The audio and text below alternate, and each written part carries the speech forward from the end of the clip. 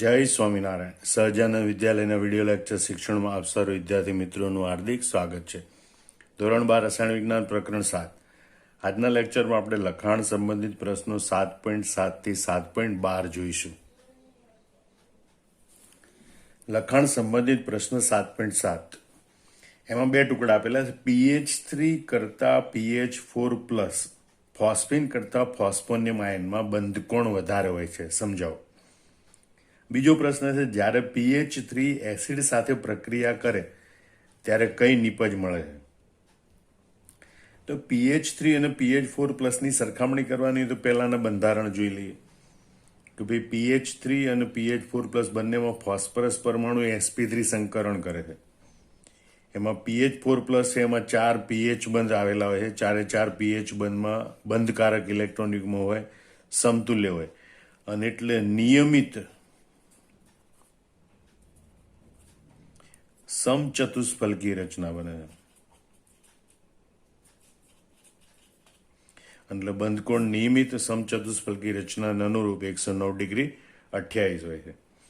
એટલે pH4+ છે એમાં ફોસ્ફરસ પરમાણુનું sp3 સંકરણ થાય, જે 4 કક્ષકો બને. એમાં 4 બંધકારક ઇલેક્ટ્રોન યુગ્મ ગોઠવાય અને 4 સમાન pH બંધ બને, અને માટે એમાં બંધકોણ 109 ડિગ્રી 28 હોય.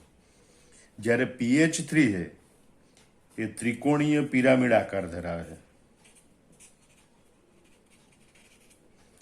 એમાં ફોસ્ફરસ પરમાણુના સંકરણથી ઉત્પન્ન થતી 4 કક્ષકો પૈકી 3 કક્ષકોમાં બંધકારક ઇલેક્ટ્રોન યુગ્મ ભરાય, એટલે 3 pH બંધ બને, અને ચોથી sp3 સંકૃત કક્ષકમાં અબંધકારક ઇલેક્ટ્રોન યુગ્મ ગોઠવાય.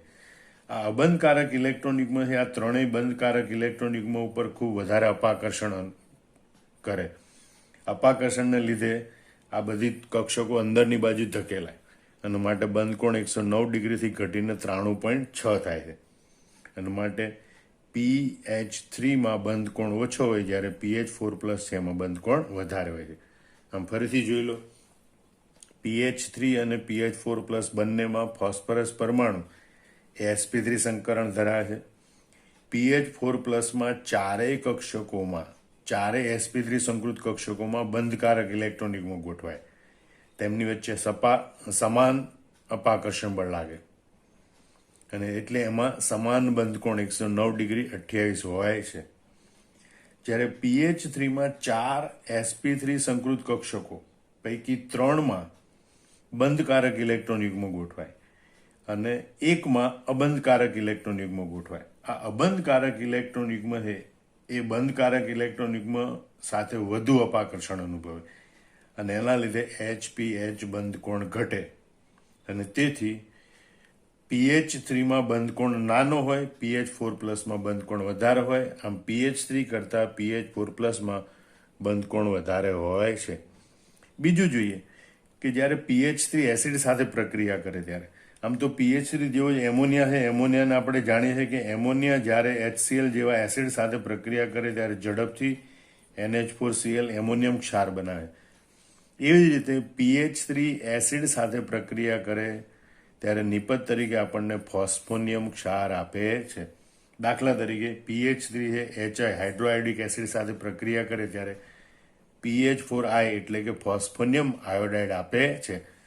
pH3 + HI gives pH4i ફોસ્ફોનિયમ iodide. આમ જ્યારે pH3 એસિડ સાથે પ્રક્રિયા કરે ત્યારે ફોસ્ફોનિયમ ક્ષાર આપે છે. લખાણ સંબંધિત પ્રશ્ન 7.8 CO2ના નિષ્ક્રિય વાતાવરણમાં સફેદ ફોસ્ફરસને સાંદ્ર NOH સાથે ગરમ કરતા શું થાય છે? તો તમે જુઓ, CO2ના નિષ્ક્રિય વાતાવરણમાં સફેદ ફોસ્ફરસને સાંદ્ર NOH સાથે ગરમ કરવામાં આવે ત્યારે ફોસ્ફિન બને છે. આ પ્રક્રિયાનું સમીકરણ ખૂબ મહત્વનું છે, ધ્યાન રાખજો. કારણ કે ફોસ્ફિન ઉપરાંત જે બીજો ઘટક બને છે એ સોડિયમ હાઇપોફોસ્ફાઇડ છે, જેનું સૂત્ર હોય છે NaH2PO2. બીજી એક મહત્વની બાબત છે, સોડિયમ હાઇપોફોસ્ફાઇડમાં ફોસ્ફરસનો ઓક્સિડેશન આંક +1 હોય છે. આમ, અને સમીકરણ સંતુલિત કરવા માટે 133 યાદ રાખવાનું. ફરીથી જોઈ લો. સફેદ ફોસ્ફરસ એનું અણુસૂત્ર લખવાનું P4 + NOH + H2, કારણ કે NOH નું સાંદ્ર દ્રાવણ એટલે NOH અને પાણી બંને પ્રક્રિયામાં ભાગ લે. પ્રક્રિયાના અંતે ફોસ્ફીન બને, સોડિયમ હાઇપોફોસ્ફાઇટ બને. ફોસ્ફીનમાં ઓક્સિડેશન આંક -3 હોય, ફોસ્ફરસમાં +1 હોય. એટલે ફોસ્ફરસનું રિડક્શન પણ થાય, ફોસ્ફરસનું ઓક્સિડેશન પણ થાય. આમાં એક વિષમીકરણની એક અગત્યની પ્રક્રિયા છે. અને સમીકરણ યાદ રાખવાનું, P4 + 3NOH + 3H2O gives PH3 + 3NaH2PO2 ના હતું પોતું એટલે સોડિયમ હાઇપોફોસ્ફાઇટ. બરોબર, ફરીથી યાદ કરી લો. CO2 ના નિષ્ક્રિય વાતાવરણમાં સફેદ ફોસ્ફરસને સાંદ્ર NOH સાથે ગરમ કરવામાં આવે તો ફોસ્ફીન બને છે. ફોસ્ફીનની બનાવટની આ પ્રક્રિયા છે. સમીકરણ આ પ્રમાણે યાદ રાખવાનું, P4 + 3NOH + 3H2O it gives PH3 + 3NaH2PO2 sodium હાઇપોફોસ્ફાઇટ. લખાણ સંબંધી પ્રશ્ન 9 એટલે કે 7.9. જ્યારે ફોસ્ફરસ પેન્ટાક્લોરાઇડ PCl5 ને ગરમ કરવામાં આવે ત્યારે શું થાય? તો જ્યારે PCl5 ને ગરમ કરવામાં આવે ત્યારે શરૂઆતમાં તો તે ઉર્ધ્વપાતન પામે, એટલે કે ઘનમાંથી સીધું બાષ્પમાં રૂપાંતર પામે. પણ જો તેને વધુ ગરમ કરવામાં આવે તો PCl3 અને Cl2માં વિઘટન પામે છે.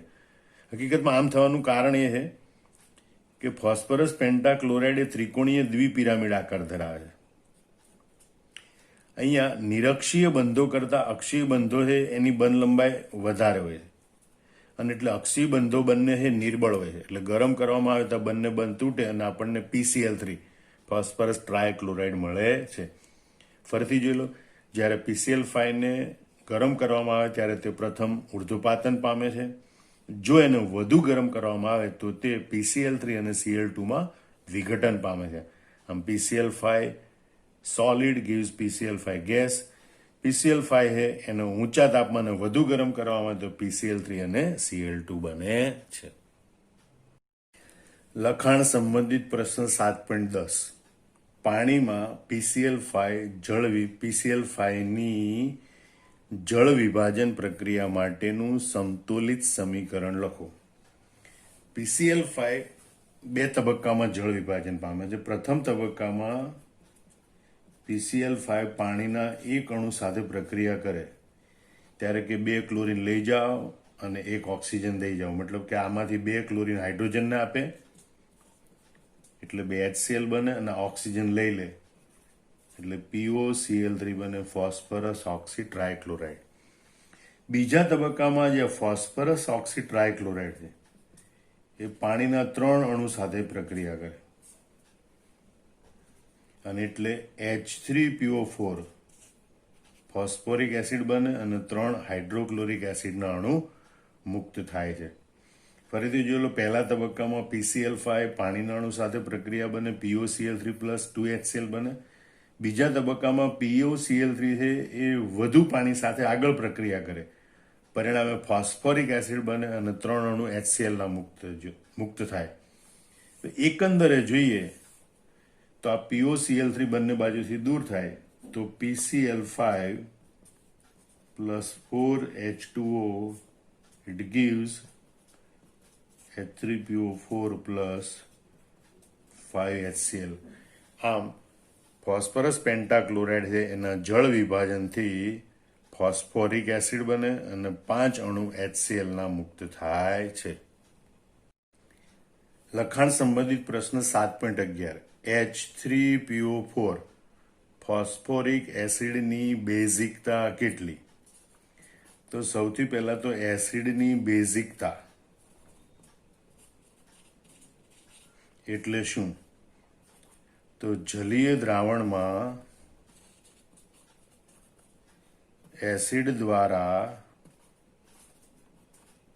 મુક્ત થતા H+ આયનની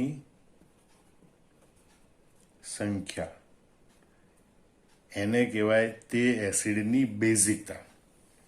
H3PO4 નું બંધારણ જોઈએ તો P double bond O OH OH OH. એમાં રહેલા ત્રણેય OH બંધ ધ્રુવીય છે, માટે જલીય દ્રાવણમાં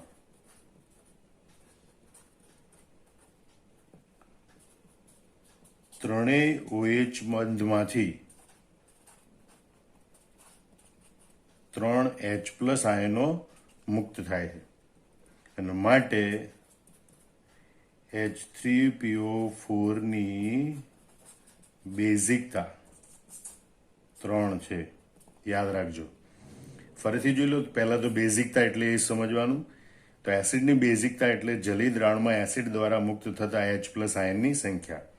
ફોસ્ફોરિક એસિડનું બંધારણ જોઈએ તો P ડબલ બોન્ડો OH એટલે કે ફોસ્ફરસ સાથે 3 OH બંધ હોય. અહીંયા જે OH બંધ છે એ ધ્રુવીય છે. સામાન્ય રીતે કોઈ પણ જલિત દ્રાવણમાં OH માં રહેલો H+ એ મુક્ત થતો હોય છે. ત્રણેય OH બંધમાંથી 3 H+ આયનો મુક્ત થાય અને માટે ફોસ્ફોરિક એસિડની બેઝિકતા 3 છે. લખાણ સંબંધિત પ્રશ્ન 7.12. જ્યારે H3PO3 એટલે કે ફોસ્ફરસ એસિડ એટલે કે ઓર્થોફોસ્ફરસ એસિડને ગરમ કરવામાં આવે ત્યારે શું થાય છે? તો તમે જો H3PO3 માં ફોસ્ફરસની ઓક્સિડેશન અવસ્થા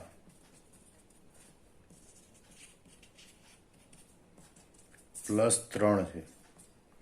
માટે તે ઊંચી ઓક્સિડેશન અવસ્થા +5 અને નીચી ઓક્સિડેશન અવસ્થા -3 એમાં વિષમીકરણ પામી શકે છે. અને માટે જ્યારે ફોસ્ફરસ એસિડ એને ગરમ કરવામાં આવે ત્યારે તે ફોસ્ફોરિક એસિડ અને ફોસ્ફીનમાં રૂપાંતરણ પામે છે. ફોસ્ફોરિક એસિડને ઓર્થોફોસ્ફોરિક એસિડ પણ કહેવાય. ઓર્થોપૂર્વક જ્યારે જે તે રસાયણમાં મધ્યસ્થ પરમાણુ એની સ્થાયી ઓક્સિડેશન અવસ્થામાં હોય ત્યારે એના આગળ ઓર્થો શબ્દ લગાડવામાં આવે છે. માટે આને કહેવાય ઓર્થોફોસ્ફરસ એસિડ. ફોસ્ફરસની 3 સ્થાયી ઓક્સિડેશન અવસ્થાઓ છે. ફોસ્ફીનમાં -3, ફોસ્ફોરિક એસિડમાં +5 અને ફોસ્ફરસ એસિડમાં +3. એટલે એસિડો એની આગળ ઓર્થોપૂર્વક લાગે. ઓર્થોફોસ્ફોરિક એસિડ, ઓર્થોફોસ્ફરસ એસિડ એમ પણ એને કહેવાય છે. એટલે ઓર્થોફોસ્ફરસ એસિડ અથવા તો કહેવાય ફોસ્ફરસ એસિડ. એને ગરમ કરવામાં આવે ત્યારે ઓર્થોફોસ્ફોરિક એસિડ અને ફોસ્ફીન બને છે. ફોસ્ફીનમાં ફોસ્ફરસની ઓક્સિડેશન અવસ્થા -3 છે. ફોસ્ફોરિક એસિડમાં ફોસ્ફરસની ઓક્સિડેશન અવસ્થા +5 છે. ઓર્થોફોસ્ફરસમાં ફોસ્ફરસની ઓક્સિડેશન અવસ્થા +3 છે. અહીં +3 થી વધીને +5 માં ઓક્સિડેશન થાય છે અને +3 થી ઘટીને -3 માં રિડક્શન થાય છે. આમ ઓર્થોફોસ્ફરસ એસિડને ગરમ કરવામાં આવે તો એની વિષમીકરણ પ્રક્રિયા થાય છે. હવે એને સંતુલિત કરીએ તો અહીં 3 ઓક્સિજન છે, 4 છે તો 4 વાળાને 3 વડે ગુણીએ, 3 વાળાને 4 વડે ગુણીએ તો સમીકરણ સંતુલિત થાય છે. 4 તરી 12 હાઇડ્રોજન, 3 તરી 9 અને 3 12 હાઇડ્રોજન. આમ આ રીતે સમીકરણ સંતુલિત મળે. ફરીથી યાદ કરી લો. H3PO3 એટલે કે ઓર્થોફોસ્ફરસ એસિડને ગરમ કરવામાં આવે તો તે વિષમીકરણ પામે અને ઓર્થોફોસ્ફરસ એસિડ અને ફોસ્ફીન ઉત્પન્ન કરે છે.